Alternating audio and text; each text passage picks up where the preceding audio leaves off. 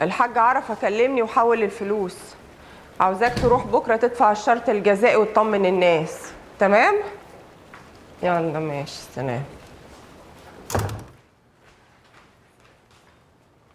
ايه ده؟ مين اللي قاعد على مكتبي ده بقى ان شاء الله؟ ياقوت؟ واللي يكرهه يموت. جرام حمزه، مش تستأذني قبل ما تدخلي عشان بتخض. تعمل ايه هنا يا سخام؟ انا اشتريت المصنع، قاعد في ملكي. انت اللي بتعملي ايه هنا؟ نعم يا ابن العرجة، مصنع مين يا ابو مصنع؟ انا عارف انك مصدومه وفي مرحله الانكار. ما انا اشتريت نصيب الشركاء ونصيب فارس. يعني نصيبك انت وبدير بقى اقل من النص، يعني بقيت الاداره، والاداره شطاره. يلا بقى ورينا عرض كتافك. عملتها ازاي دي؟ بس انت عارف المعلمين دول نصيبهم يخش في كام؟ يا عم انت مالك، انا معايا شريك تقيل هو اللي هيمول. وانا دوري هيبقى ايه؟ المدير.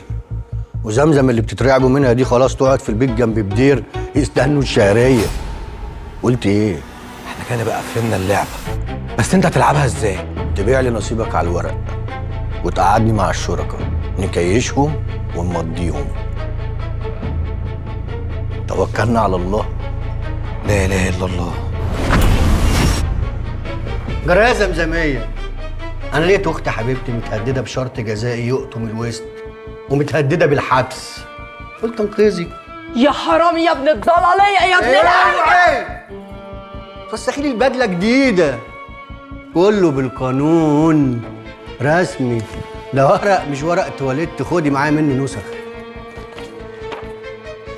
وعايزك بقى تلم الكراكيب بتاعتك دي وتشيلي لوحة الموناليزا، عشان من بكره في سكرتيره لعوبه هتيجي تستلم الشغل. ياقوت، انا المجاية عليا بتعدي، لكن اللي يجي على مال ابني بالدم. ورحمة ابوك يا ياقوت، وحياة الأخوة اللي عمرها ما كانت بينا، لو اوريك وش عمرك ما تخيلت انك تشوفه مني.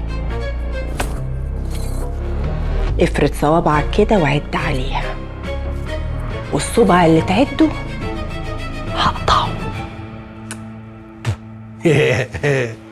يا زمزمية ايه يا لالي.